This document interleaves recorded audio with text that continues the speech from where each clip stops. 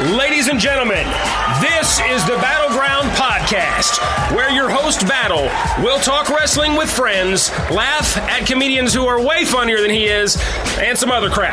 Now, broadcasting live from parts unknown on Music Row, here he is, Battle.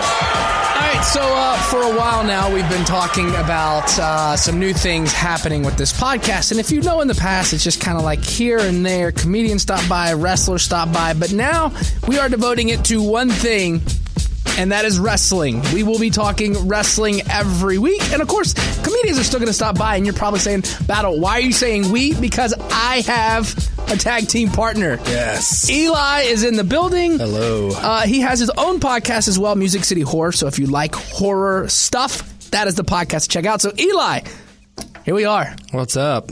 Yeah, I mean, right off the bat, we got a Hall of Famer on the show. So Hall of Famer Rikishi is on the show.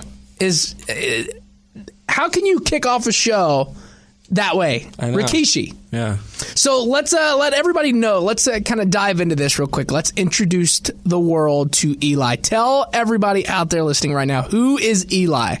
So I started Music City Horror podcast about 2 years ago, and we're not as consistent as this show, but we put out, one or two shows a month, and mainly horror, but we'll dive into what I call genre stuff. We've talked about E.T. and, kind of varies from time to time, but mainly horror.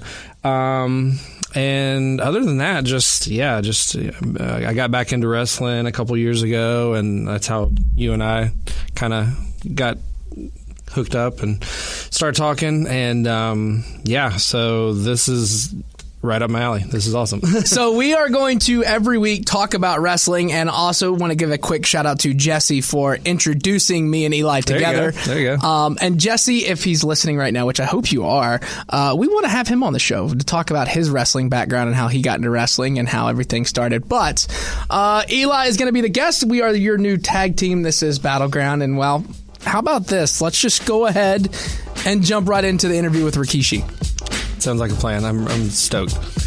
Let's get ready to rumble. So it's going down tonight at Zanies, 7 o'clock, $20 for general admission, $35 for VIP. The man, the myth, the legend, Rikishi is in the building. How you doing, sir? Thank you, my brother. Thank you for having me. Man, thank you so much for coming in. Nashville, what's up? Can't wait to go visit the Waffle House. The Waffle House. I've also got Eli in the studio with us. So let's kind of jump into this. For those not in the know, tell everyone a little bit about your background and how you got started in the wrestling business. Well, I'm proud to say I come from the family of the Samoan dynasty. One of the biggest families in the industry today. And I actually got started from my brother, the Tonga Kid. If we all remember, let me just set the record straight for now.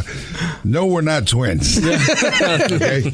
We're brothers. And I got a chance to go see my brother perform back in the day in Madison Square Garden. I don't know if you guys remember the angle. It was him and Jimmy Snuka, Uncle Jimmy, versus Roddy Piper and Bob Orton.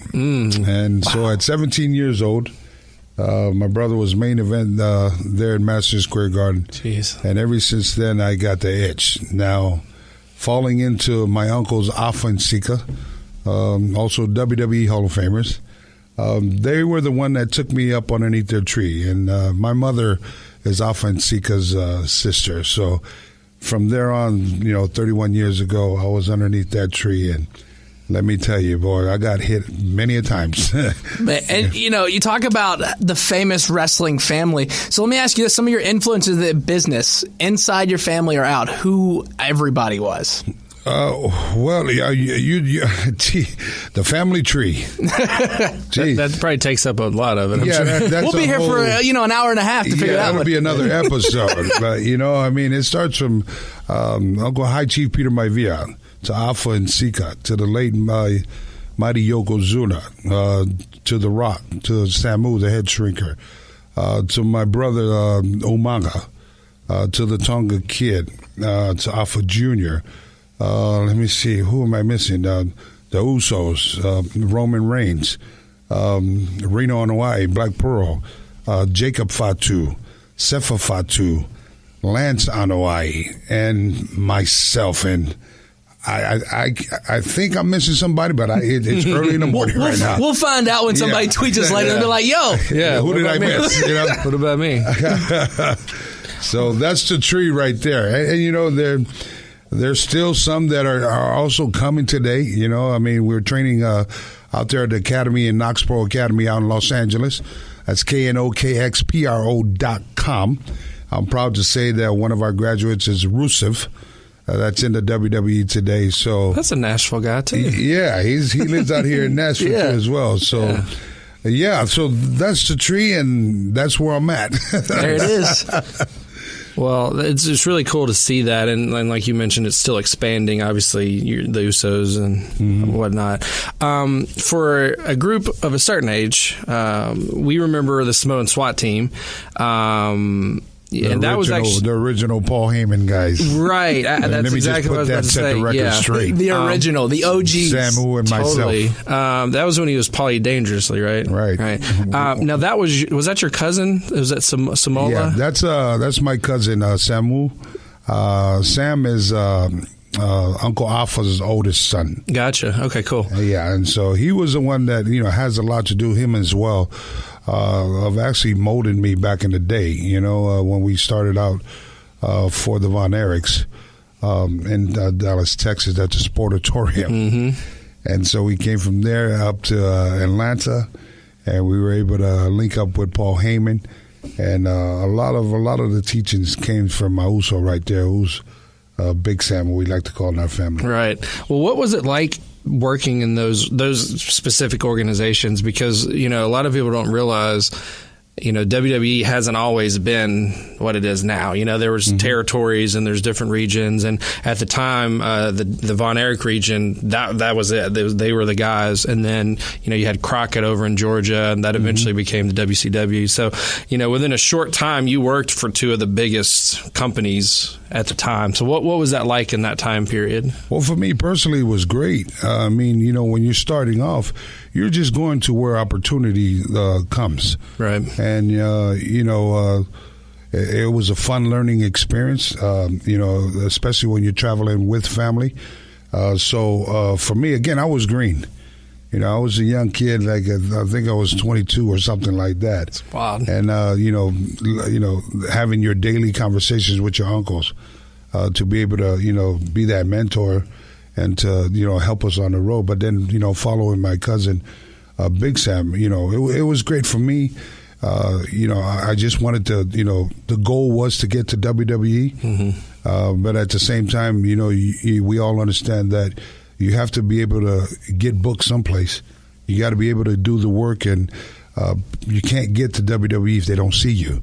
Right. And so you name it, man. I've wrestled in Red Barns. I've wrestled in front of 5 people. I wrestled in front of 5,000, 50,000. I mean, and so all that, helped prepare me for the big show, which is WWE, and the career that I've had. So it was a group effort in my family to be able to help groom me and get us, for the family itself, for everybody that's in the Samoan dynasty. It helped groom all of us how to prepare ourselves for the industry. Right. That's awesome. Well, you mentioned, WWF, and not much longer after that, you moved over and you guys were packaged as the Head Shrinkers. You just mentioned the WWE and WWF. That was your goal.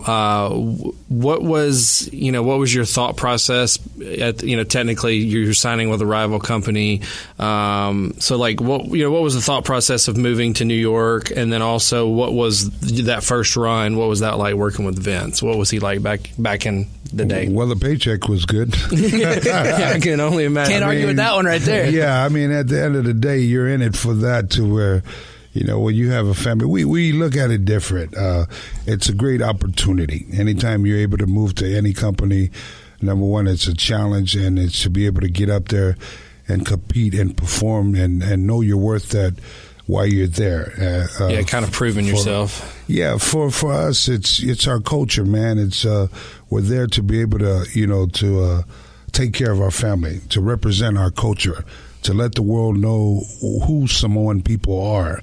And, so we take it further than we utilize the business as a platform. Right. We get it as far as, different companies and so forth. But whatever company that we go through, it is that mentality for us to get out, represent the culture, for us to get out, take care of our families, for us to get out at the end of the day. It is the paycheck of what you're doing out there. Otherwise, why are you out there for? Yeah. We get it. We understand inside out. Like we're not the PlayStation wrestlers. I don't go into the industry thinking that. Right. And so that, with the teachings from our uncles, understand the industry 100% why you are there, because your body's not going to be 21, 22 forever. So while you're pounding it and putting in what we like to call pay your dues, you need to get out there and get it. Whatever doors, opportunity opens, get in there. Do your best, be respectful, but understand the game. Man, Rikishi, our guest right now, he is at Zanies tonight, 7 o'clock, $20 tickets for GA, $35 get you that VIP, and you get to hang out with Rikishi. He's in the studio with us right now. Let me ask you this. So you bounced back to WCW the mid-90s before moving back to WWE for your longest run in your career. How were the companies different the second time you worked there versus the first time? Oh, my goodness. Honestly, man, I really didn't pay too much attention to all that. Again, it was like when you come, there's so much stuff going on in professional wrestling and in different companies, from the politicking, from the drama, from your daily, your daily struggles trying to survive in this industry. Dude, it's not easy, man. And so we never really paid attention to all. We did us. We protected each other. The family protected each other. And it was always that knit, that close knit like that. And, my uncles would always be the guide for us. All we did, we went out there. We were the workhorses. We went and we did what we were taught to do, to represent. But when it came time to stuff like that, we were also feared in the industry. So nobody really tried us. Right. I mean, keep in mind, you were the guys. We were Samoans before we were pro wrestlers. Now, if anybody know about Samoans and our culture, we're happy-go-lucky people. But when you cross us, it's not good. This is a time, I mean, you talk about UFC. Yeah. You talk about cage matches, you ain't never seen a pissed-off Samoan. Oh, man. So it was always that with the respect of, but, again, it's one of those things that we never paid attention, or was it not really important to us. Gotcha. Okay. All right, so you did the work and you went home, basically. I mean, you tried not to. Well, I don't get caught up. I wouldn't put myself in all that drama. Yeah. You stuck to yourself and just let it go. You know what I mean? Yeah. I mean, I'll listen. I'll see it, but I'm smart enough to watch it, to see it coming a mile away. Right. You know what I mean? When you're in the locker room and in the professional wrestling industry, it's just if you're not smart to see and understand things that goes around you, it can definitely be the death of some. Right. And so, I try to, I like to remember it as keeping it like a fun job for us. And I think that's what we've done, and it's really helped us through our career. Okay, for sure. So probably your most famous character, obviously, is Rikishi. How did that develop? Did you have much input in it? Was it something you and Vince bounced ideas off of each other? Oh, yeah, most definitely. I mean, well, first of all, shout out to the mighty Yokozuna, my cousin Rodney Anoa'i. When they came, this was towards, probably the character that I really liked was the Sultan. Right. Coming towards the end of that contract, I signed a 4-year deal, and coming to, I think they squashed it in 3 months after, because, they had other plans. Bret Hart getting ready to turn heel at the time. Yeah, you fought Hart for the title, right, as the Sultan? Yes, sir. It was like a Monday Night Raw or something? Yes. Yeah. And so, anyhow, Bret was, switching over, turning heel at the time. So who better to put Bret over than the Sultan, right? Right. And so, what was I? I'm tossing frame of thought right there. So the character of Rikishi was bounced back and forth between Vince and myself. Kind of like he wanted to do the deal, with Yoko back in the day, but wanted the real type of sumo. I mean, bare ass and everything. Mm-hmm. It's like, okay, I was kind of iffy at the moment. I didn't want to, kind of do the same thing my cousin was doing. Right. And then, I said, well, let's give it a try. The first thing was I wanted to talk to my family first. My kids were still in school. And when I seen the drawing of this thing, I just wanted to make it clear, that, we know how kids can be cruel in school. Mm-hmm. Right. And so I didn't want them to ride my kids over this deal here. Yeah, right. And so we went and got the okay, and everything was good. Dad would support whatever decision but they laughed at it. Yeah. They seen the drawing and went to the thought. You kind of sit there and you're like, man, I'm about to just go out there wearing nothing. And so I just wanted to switch it up. So once I got that support, it was full throttle for me. I was going to make this character work. But I wanted to switch it up. I wanted to, dye my hair a different color. Mm-hmm. I didn't want it to be, the norm. I wanted to, add something different at the end of it's the same sumo character, but in my identity. And, we put it together, bounced it back and forth with the office. And, dude, when I came out the first time and I took that skirt off, nobody knew what I had up underneath it. Mm-hmm. And you can almost hear 20,000 people, man. Like, just gasping. Wow. Mm-hmm. Like, you know what I'm saying? And yeah. That's the first time I've ever heard that in my wrestling career. You got what the boys call pop, right? Yeah, what they call the pop. You know what I mean? That's what and it was an easy pop for me. Hey, I'll take it. There it is, right there. Our guest Rikishi is hanging out in the studio. He's at Zanies tonight, 7 o'clock. You can still get tickets.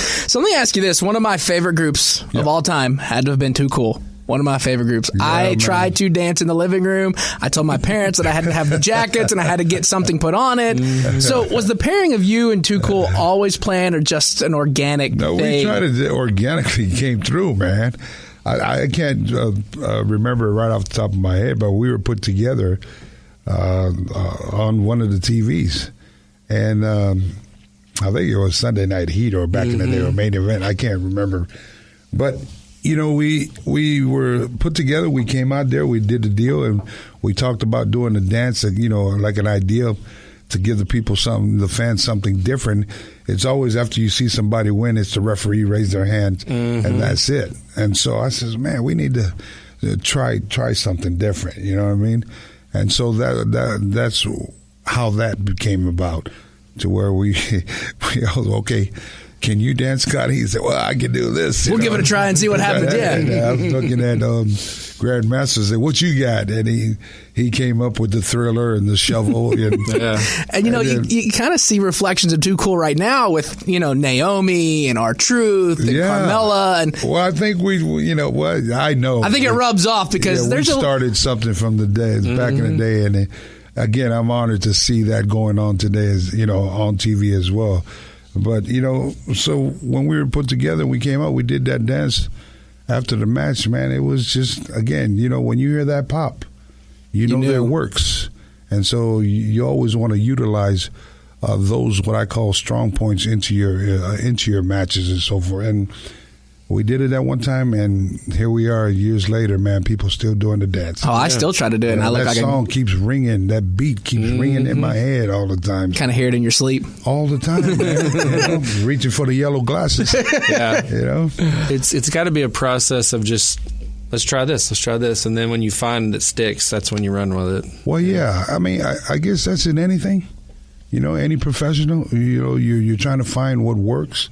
And, in the sports entertainment business, that's what it is for us. And I'm always thinking that way. I always try to keep things fresh for the fans.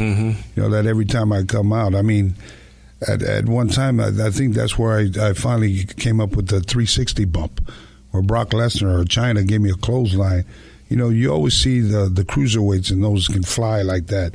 When they give you a clothesline, they're able to turn their body. But you never see a 450-pound guy do it. Right. And trust me, on the house shows, I kept bad. I mean, damn near, you damn near break your neck trying to, find it. And once you find it, and then that's it. So it's those things there that I like to always try to keep my game up like that. And for you professional wrestlers, the indie circuit that's out there, you want to try to keep your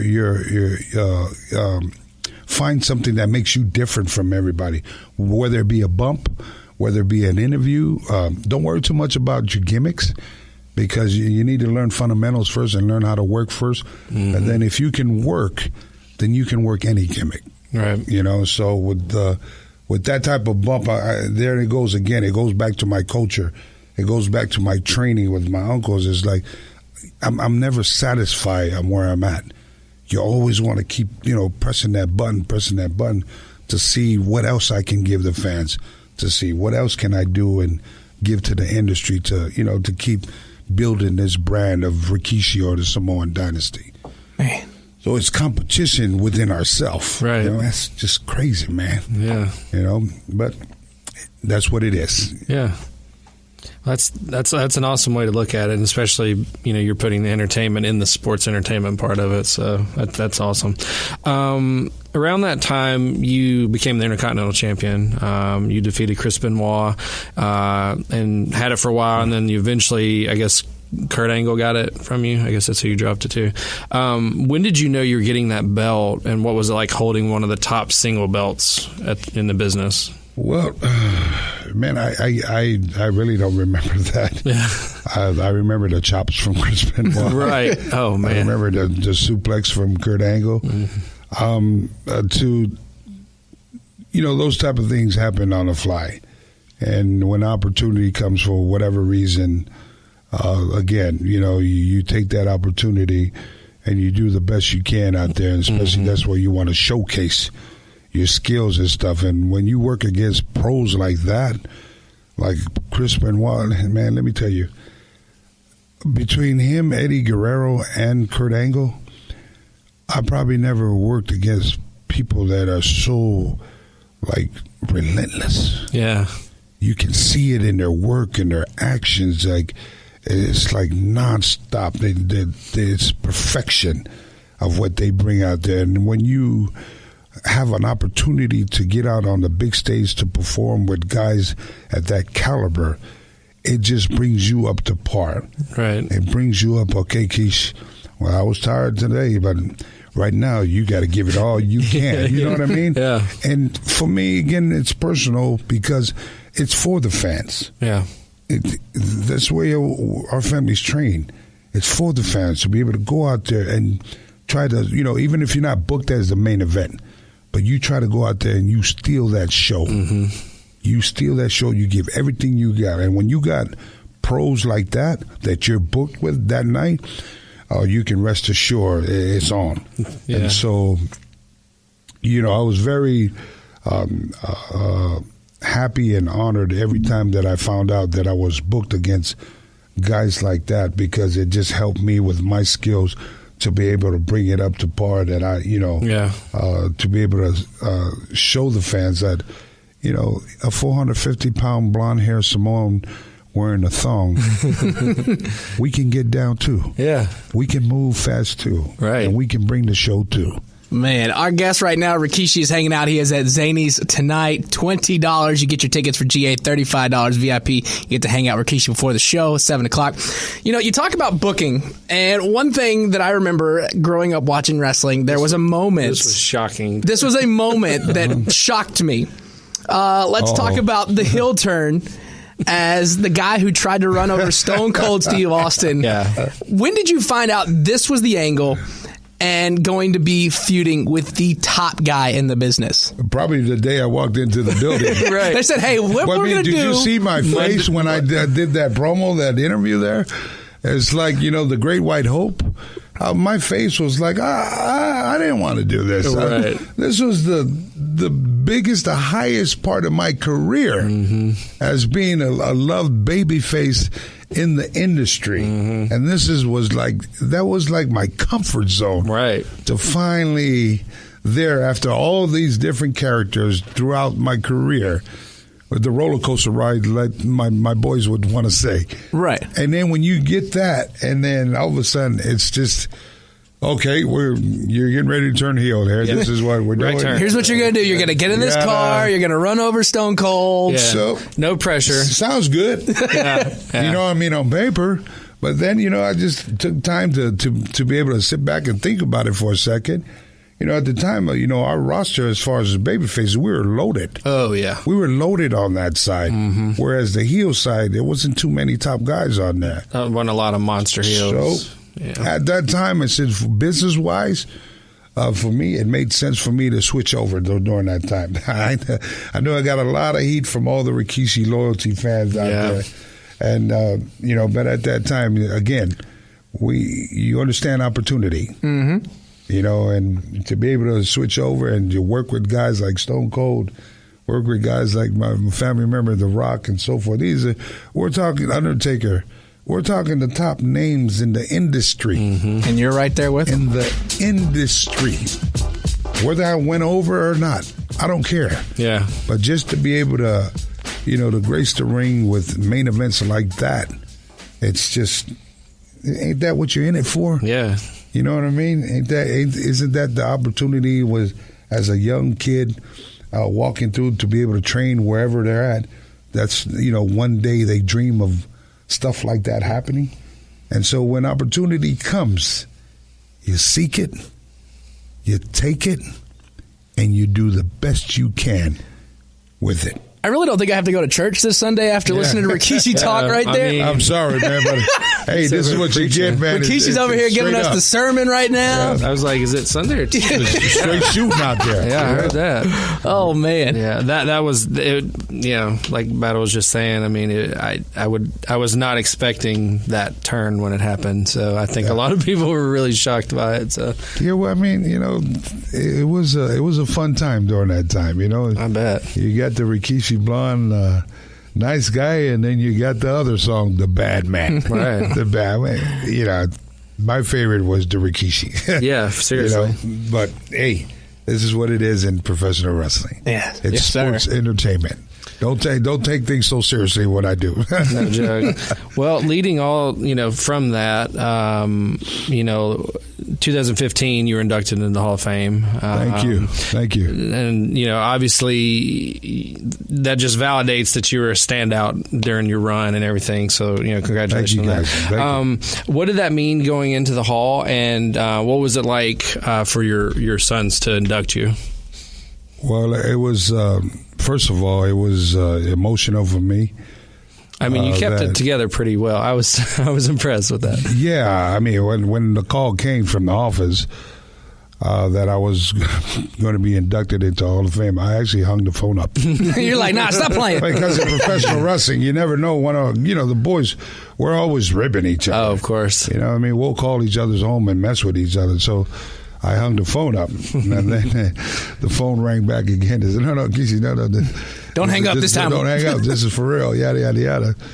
And so I probably got the call. I think I was like a month and a half out or a month or so. And, first thing to mind after I hung the phone up and realized that this is really happening, I just kind of went back in time. I thought about just, man, the body aches.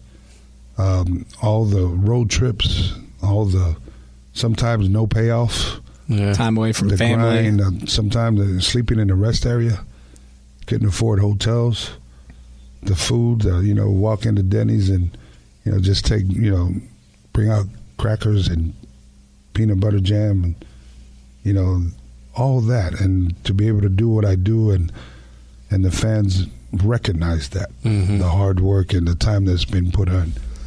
And then to turn around to have my family, again, rewind back. What was I doing this for?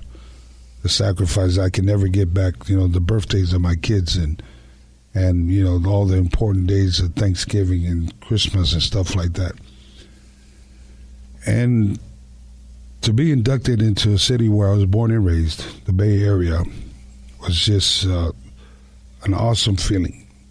And meaning that there was kids that ran the streets of San Francisco that had a preacher as a grandfather.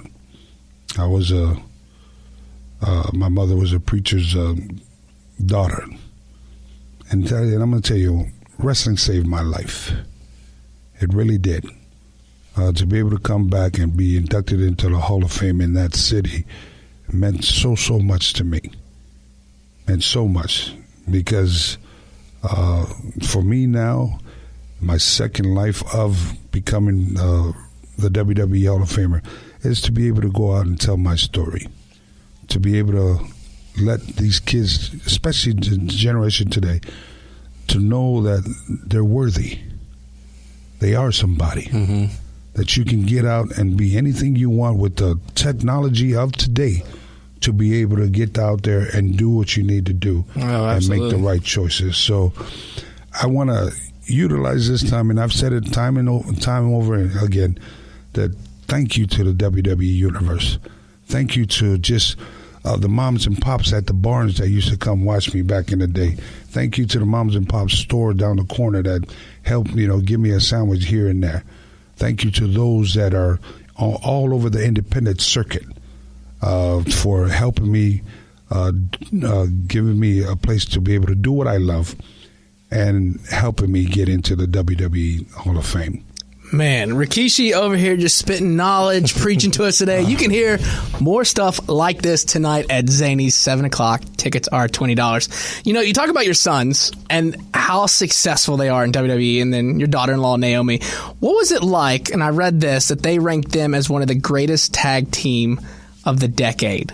When you're going through your mind, you're like, wait a second, Too Cool was the greatest tag team. Or SST. Hey, so what do you think when that's going through your mind and you see how successful your boys are in the WWE? What, to me, like first of all, I'm proud of my sons. But I know them personally. They're competitive. They like to compete. They like to get out there, and everything they do when they get on the field is always that. It's that work ethic. Mm-hmm. They want to be the best. And another thing is I feel that they're successful because of the knowledge of the industry, of what they've seen their family go through and their father go through, their uncle Umanga. The list goes on, and Mario Yokozuna. I mean, these boys were around all that. So, I mean, it was like, in them before they got there. All they had to understand was the platform, when to get out there and deliver. Right. And, they're doing their thing. To me, the boys, they've been there 11 years now.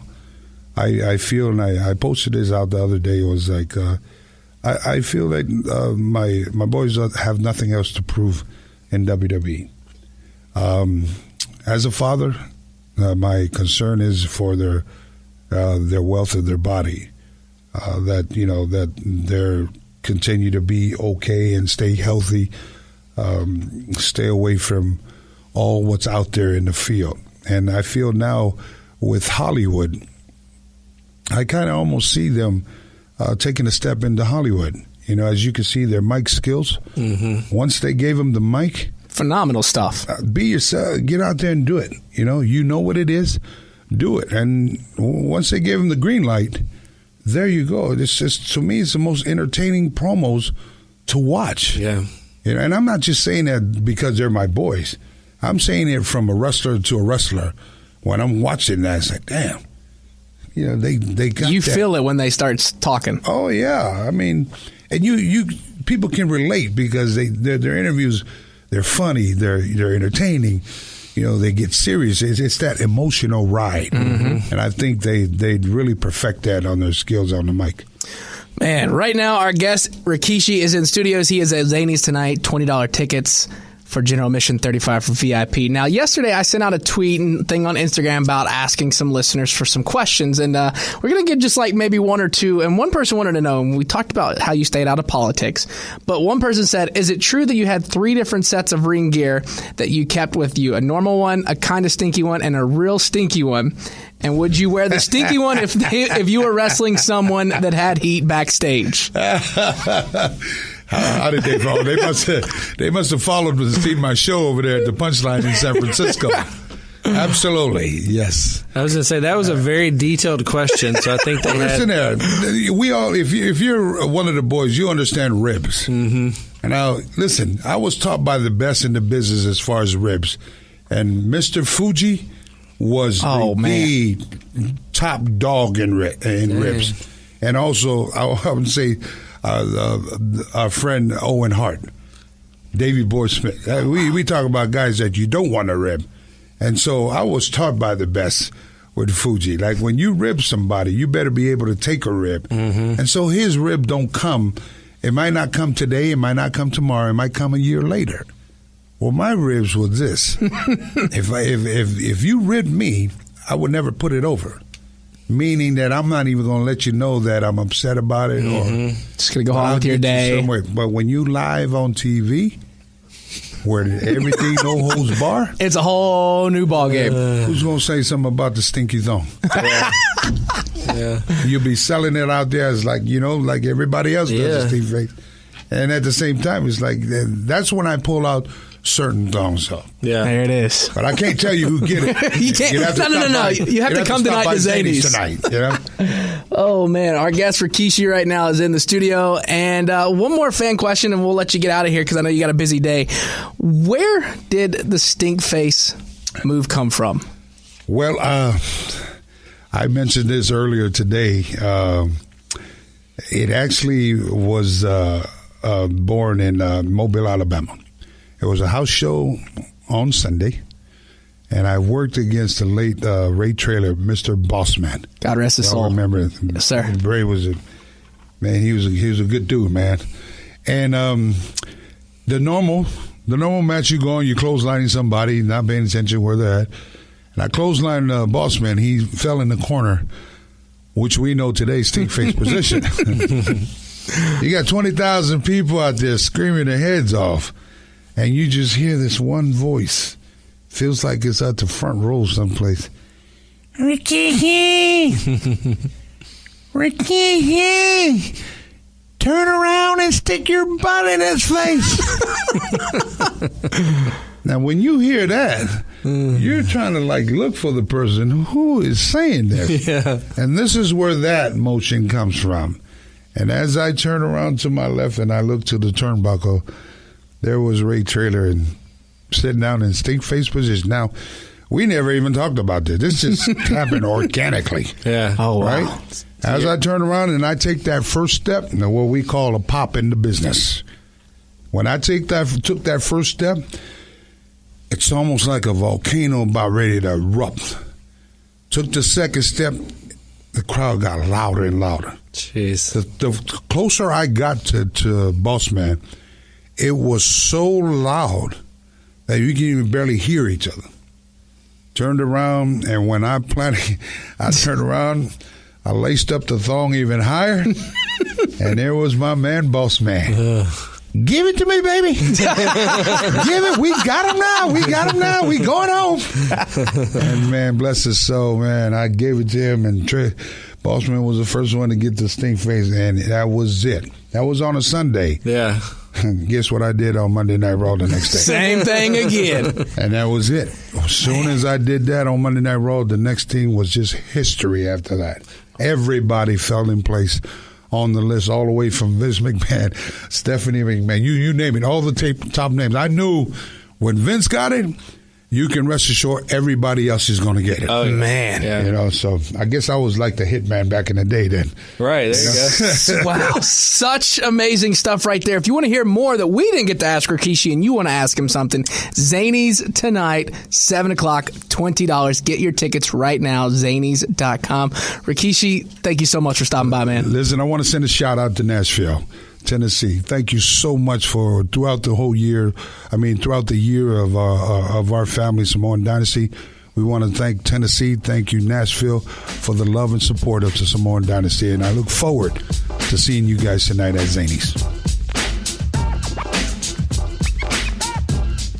So definitely not going to lie. How can you kick off a brand new podcast than Hall of Famer Rikishi, man? Eli, how about that? I mean, Well, first off, he smelled incredible. Let's just throw that out there. Rikishi did smell incredible. Also, such a gentleman. Polite, thank you, yes ma'am, no sir, just across the board. Just awesome guest. Very cool. And hopefully, if you get to Zanies tonight, you'll hear more of the stuff that we were diving into. So really excited. So yes, so if you are now downloading this, thank you so much. Battleground, we are going to talk wrestling, all things pro wrestling, all things local wrestling.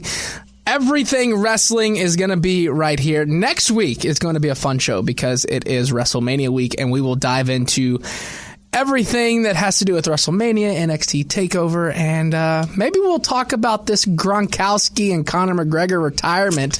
Yeah. And will we timing for that is very suspect. Right before WrestleMania. So make sure you go and download the podcast, give it 5 stars. Also check out Eli's podcast as well, Music City Horror, wherever you get your podcasts, including the free iHeartRadio app. We'll see you guys next week.